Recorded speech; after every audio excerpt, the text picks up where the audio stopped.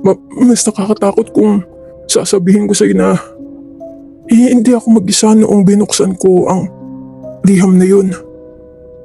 May nakatayo sa likuran ko, nakatingin sa balikat ko habang binabasa ko sa sulat.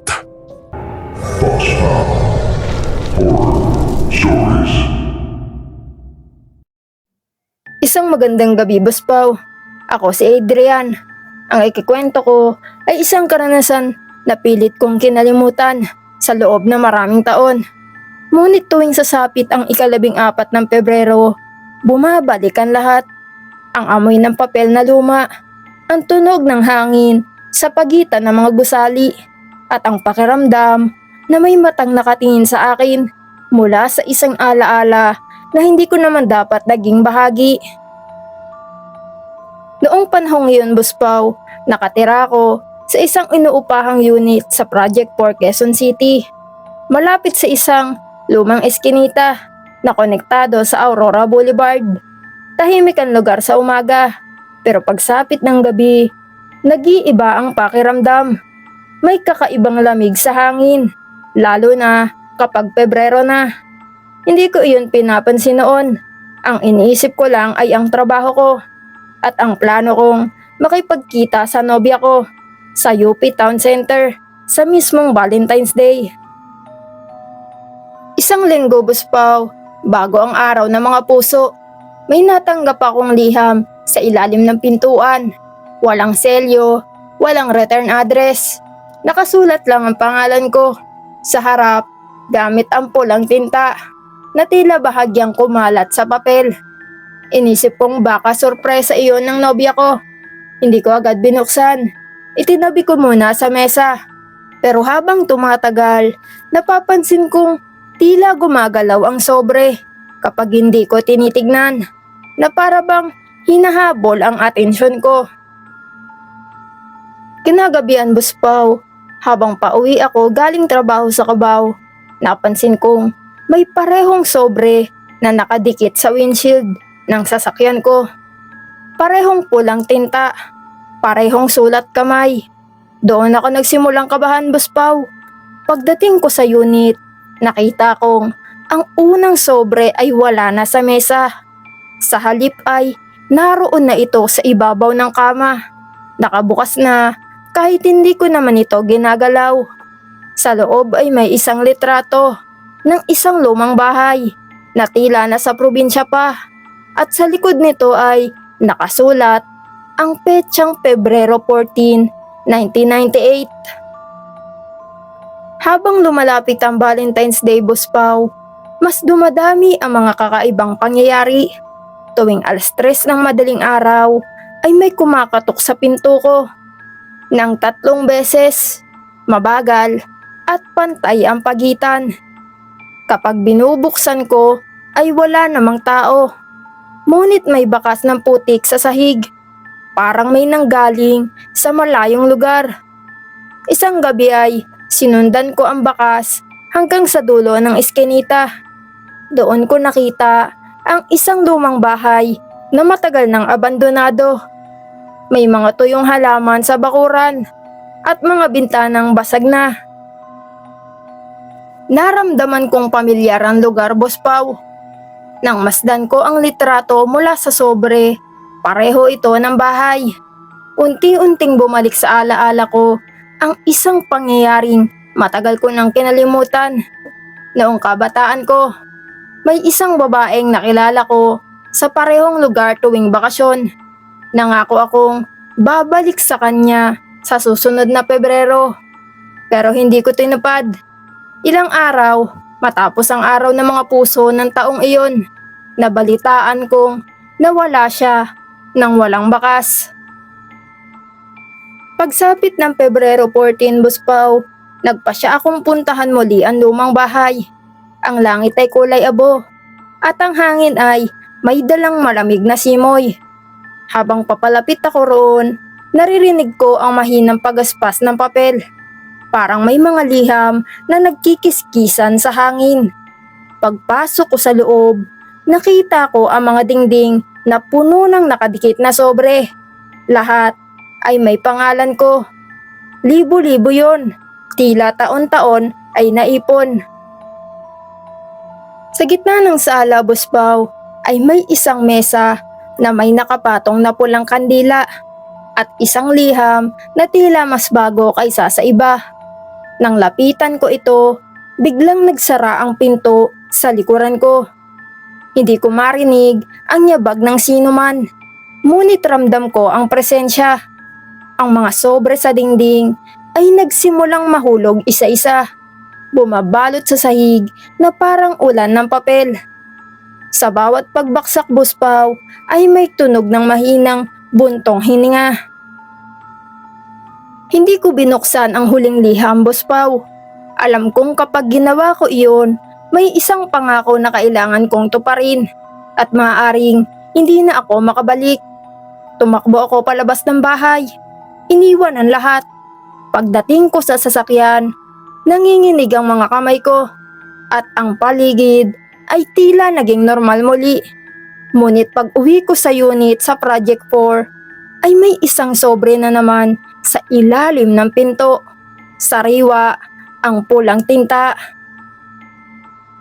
Lumipas sa mga taon, Boss Pao. Lumipat ako ng tirahan sa Makati. Nagbago ng numero at sinubukang kalimutan ang lahat. Ngunit tuwing araw ng mga puso, may isang liham na dumarating. Kahit saan ako magpunta, hindi ko ito binubuksan. Hindi ko rin ito sinusunog.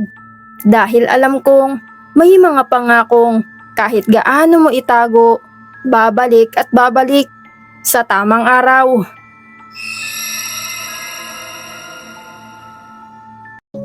May nagsabi sa akin noon, Boss Pao, na kapag may nakita kang pulang sobre sa gilid ng tulay, huwag mo raw hahawakan, huwag mo raw bubuksan, dahil hindi iyon para sa'yo. Pero paano kung pangalan mo ang nasa loob?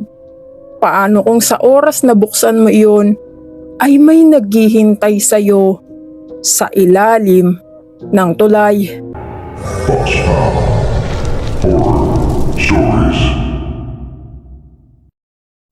Isang magandang gabi, Boss Pao. Ako si Daniel. Hindi ko makakalimutan ang araw ng mga puso noong 2023. Dahil iyon ang gabing tuluyan kong napatunayan na hindi lahat ng alaala ng pag-ibig ay dapat binubuhay muli. May mga pangako na kapag binalikan mo ay may kasamang anino na sasabay sa'yo pauwi. Nakatira ako noon sa isang maliit na apartment sa may Guadalupe, Makati, malapit sa Guadalupe Bridge. Araw ng mga puso yon, pero wala akong plano. Galing ako sa trabaho sa Ortigas Center at nagdesisyon akong maglakad-lakad muna bago umuwi. Puno ng ilaw ang mga mall sa SM Mega Mall at Shangri-La Plaza. Puro pula at rosas ang dekorasyon. May mga lalaking may dalang bouquet. May mga babaeng nakangiti habang may hawak na teddy bear. Karaniwan na yon, eksena tuwing February 14. Pero habang naglalakad ako papuntang MRT Guadalupe, may kakaiba akong naramdaman, Boss Pao. Parang may sumusunod sa akin. Hindi ko maipaliwanag kung bakit. Pero Boss Pao, bawat lingon ko ay may isang babae sa malayo na tila kasabay ko sa bawat takbang. Nakasuot siya ng simpleng puting bestida. Hindi pang date, hindi pang selebrasyon. Tahimik lang siya at walang ekspresyon.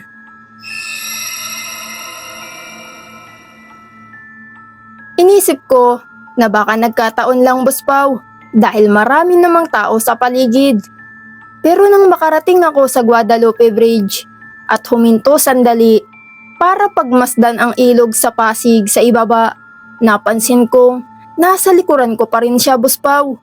Nasa gilid, nakatingin din sa ilog. Malamig ang hangin ng gabing iyon. Hindi karaniwang lamig ng Pebrero sa Maynila.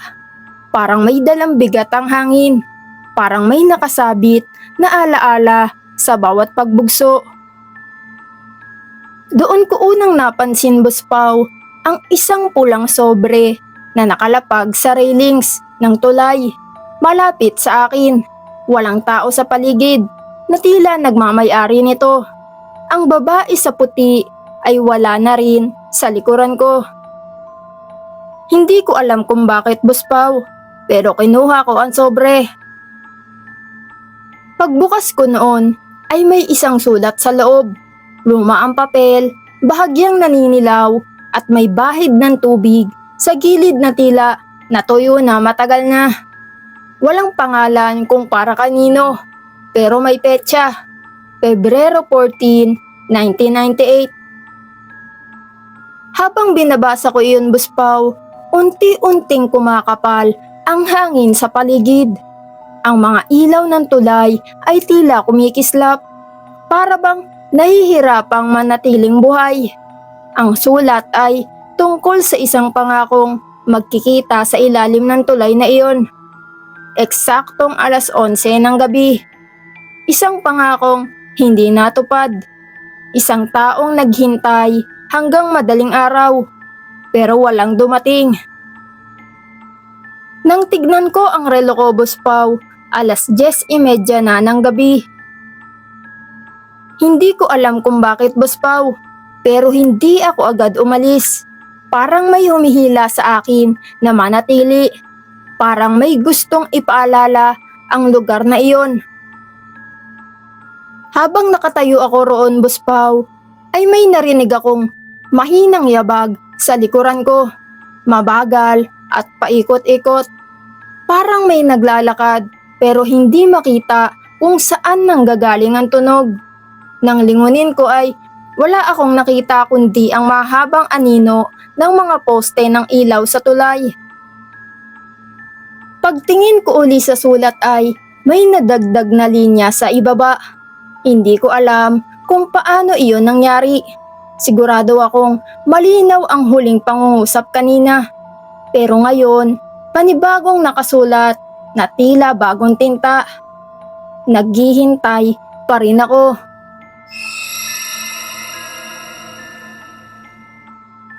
Nanlamig ang batok ko, Boss Pao. Sinubukan kong ikurap ang mga mata ko.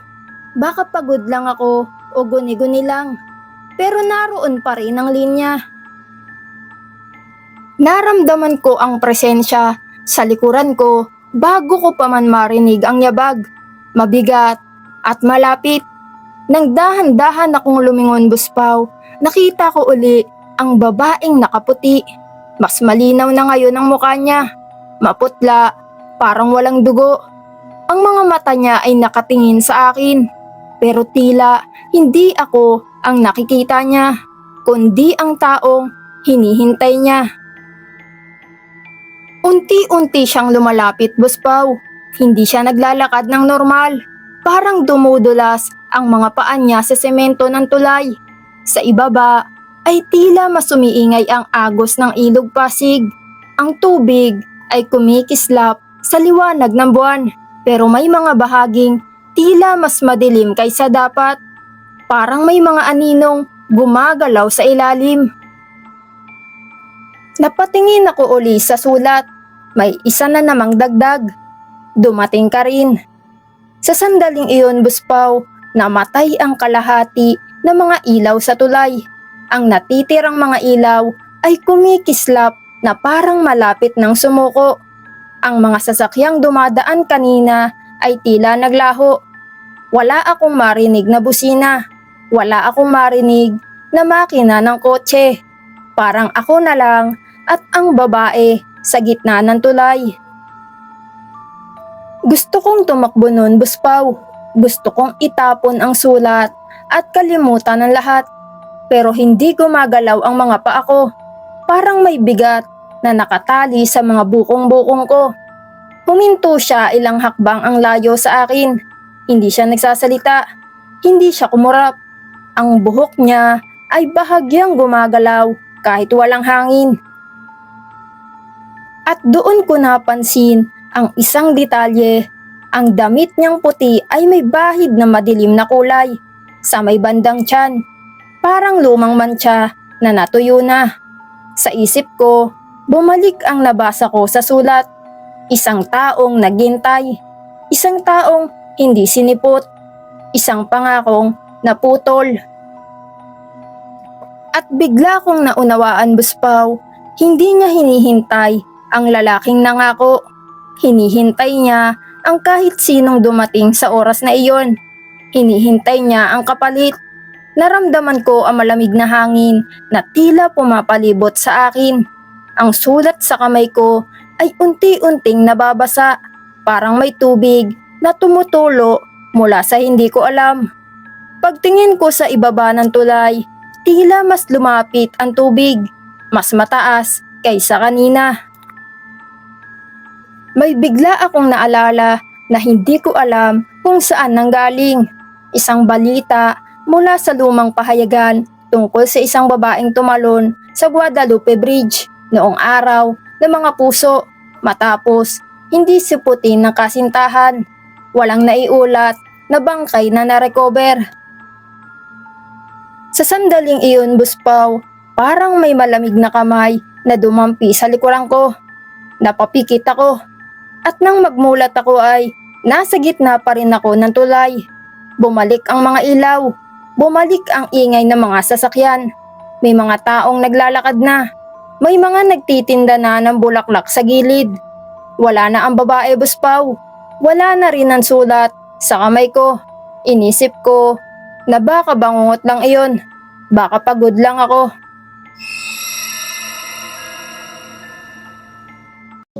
Kapag dumating ang isang regalo na wala kang inaasahan, sigurado ka bang hindi mo ito bubuksan?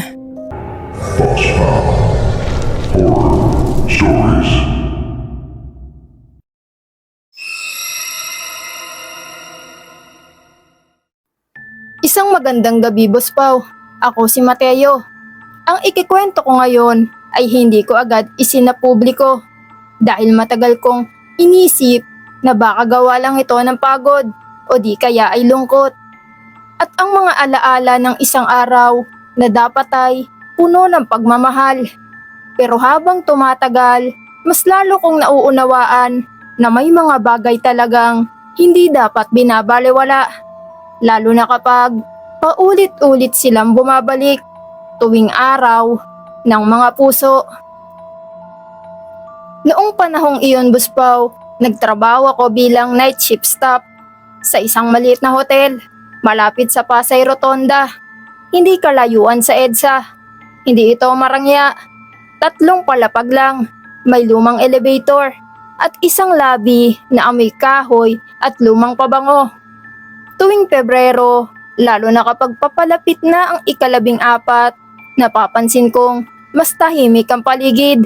Kahit alam kong maraming magkasintahan ang nagbubuk ng kwarto, tahimik sa paraang parang may hinihintay ang mismong gusali. Isang linggo bago ang Valentine's Day, Buspaw, nagsimulang dumating ang mga package sa front desk. Maliit lang ang mga ito, nakabalot sa pulang papel. May mga disenyong puso at kadalasang walang return address. Ayon sa logbook, para raw iyon sa mga bisitang darating sa mismong araw ng mga puso. Hindi iyon bago, Buspaw. Maraming nagpapadala ng regalo ng maaga. Ang kakaiba lang, kapag ginahawakan ko ang mga kahon na iyon, malamig ang pakiramdam. Parang matagal na silang nakatago sa isang lugar na walang araw. Habang lumilipas ang mga araw, Buspaw, napansin kong dumadami ang mga reservation na may iisang detalye. Pare-pareho ang oras ng check-in, 6:00 ng gabi ng Pebrero 14. Iba-iba ang pangalan, pero pare-pareho ang kwartong hinihiling. Ang kwartong nasa dulo ng 3 palapag, katabi ng fire exit. Ang kwartong iyon ay bihirang gamitin dahil may mga reklamo noon na biglang bumabagsak ang temperatura at kusang bumubukas ang ilaw.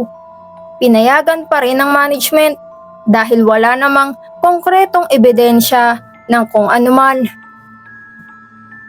Dumating ang Valentine's Day, Buspaw. na mas mabigat ang pakiramdam ng hangin kaysa karaniwan. Sa labas ng hotel ay kita ang mga ilaw ng MOA complex sa malayo at ang mga sasakyang dumaraan sa EDSA ay parang walang katapusang ilog ng ilaw at ingay. Sa loob naman ay tahimik, masyadong tahimik talaga. Bandang alas 6 ay sunod-sunod na dumating ang mga bisita. May mga magkasintahang magkahawak ang kamay. May mga solo na tila may hinihintay.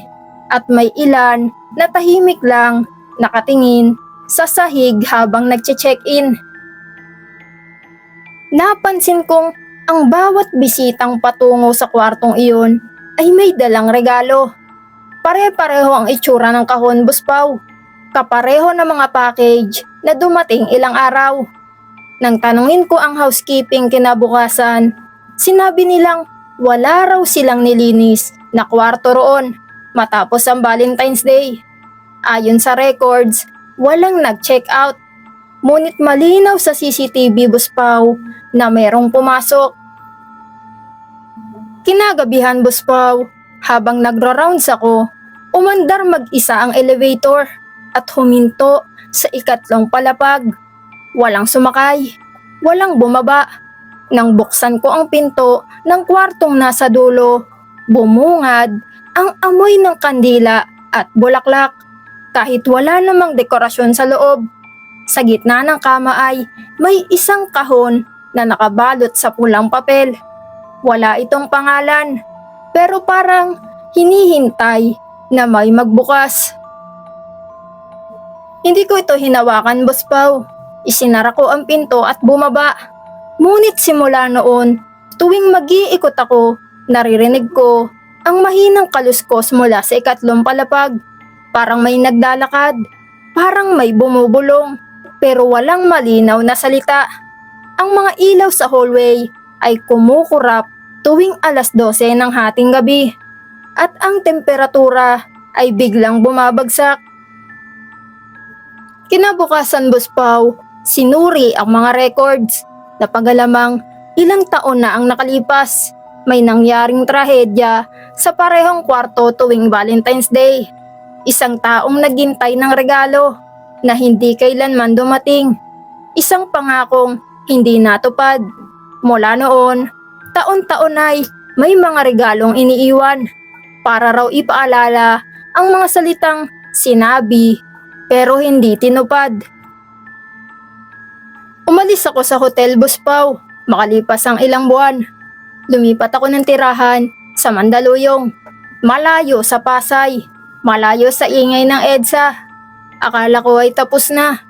Pero tuwing Pebrero 14, may isang maliit na kahon na lumilitaw sa harap ng pintuan ko. Nakabalot sa pulang papel, walang pangalan. Hindi ko ito binubuksan, Boss Pao. Hindi ko rin itinatapon dahil alam ko na ang ilang regalo kapag tinanggap mo ay hindi na kailanman mawawala, lalo na kung ibinigay sa araw ng mga puso.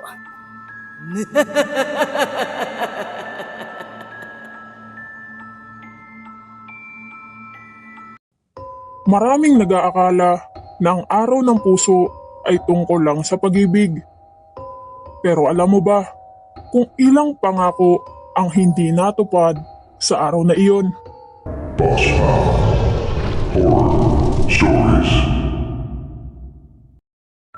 Isang magandang gabi, Boss Pao. Ako si Rafael. Ang ikikwento ko ay nangyari ilang taon na ang nakalipas. At hanggang ngayon, tuwing sumasapit ang araw ng mga puso, bumabalik sa akin ang amoy ng mga rosas na parang hindi nalalanta at ang pakiramdam na may sumusunod na alaala na ayaw akong pakawalan.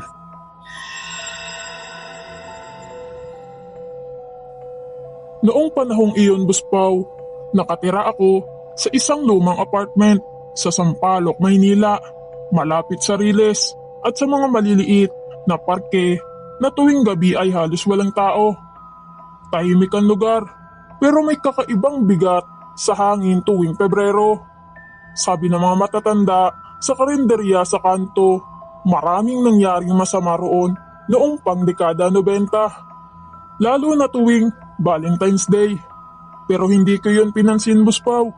Para sa akin, araw lang iyon ng mga bulaklak, tsokolate at mga magkasintahang naglalakad sa Espanya Boulevard. Isang umaga ng ika-14 ng Pebrero, nagising ako sa tunog ng mga yabag sa labas ng pintuan. Pagbukas ko, Boss Pao, may isang bungkos ng pulang rosas na nakapatong sa sahig. Walang card, walang pangalan. Inisip kong maling unit lang. Iniwan ko iyon sa labas at pumasok na uli. Ngunit pagbalik ko mula sa trabaho kinagabihan, naroon pa rin ang mga rosas. Sariwa pa rin, kahit maghapon na ang lumipas. Dito nagsimulang gumapang ang kakaibang pakiramdam sa dibdib ko.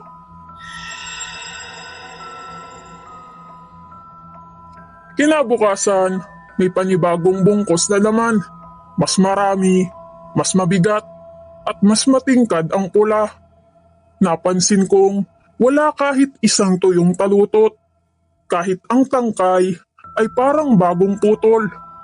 Dinala ko iyon sa basurahan, Boss Pao, sa likod ng gusali, sa tabi ng lumang fire exit na may kalawang na rehas.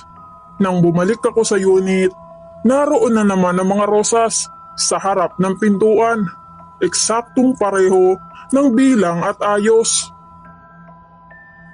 Habang lumilipas sa mga araw, Boss Pao, napansin kong may kakaiba sa paligid. Ang mga ilaw sa hallway ay kusang namamatay tuwing 2:00 ng madaling araw. Ang elevator ay humihinto sa ikatlong palapag kahit walang pumipindot.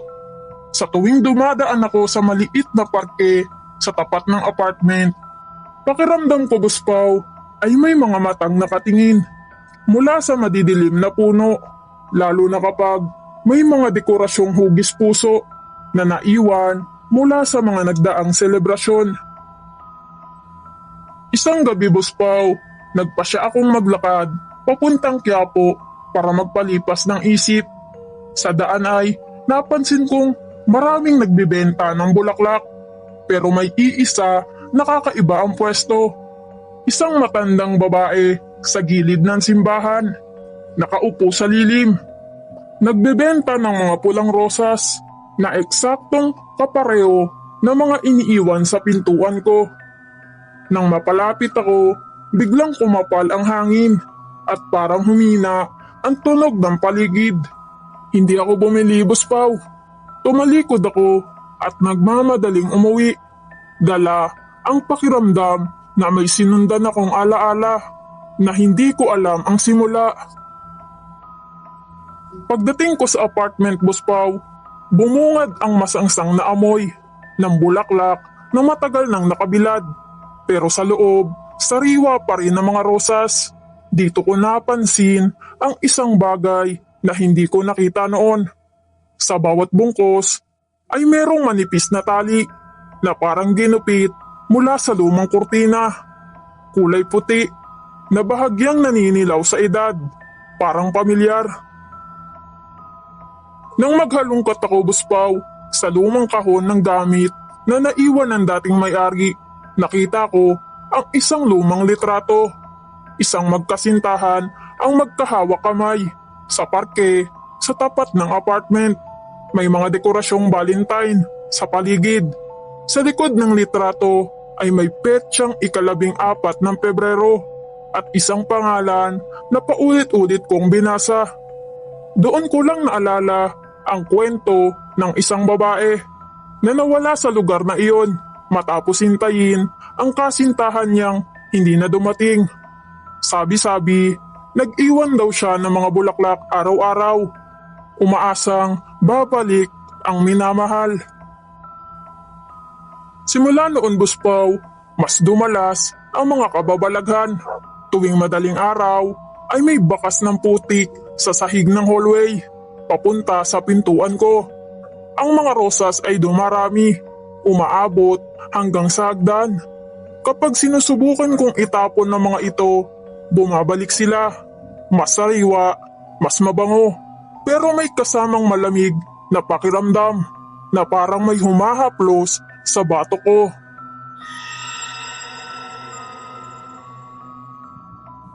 Isang gabi ng Valentine's Day, Boss Pau. Eksaktong 1 taon mula nang una kong makita ang mga rosas. Naputol ang kuryente sa buong gusali. Sa liwanag ng buwan, nakita ko ang mga anino sa parke na tila may 2 figura na magkahawak kamay. Pero kapag kumukurap ako, ay nagiging isa na lang. Ang hangin ay puno ng amoy ng rosas at ang mga talutot ay tila kusang gumagalaw, naglalatag ng landas papunta sa pintuan ko. Hindi ako lumabas, Boss Pau. Umupo ako sa sahig, pinakikinggan ang katahimikan na parang may hinihintay.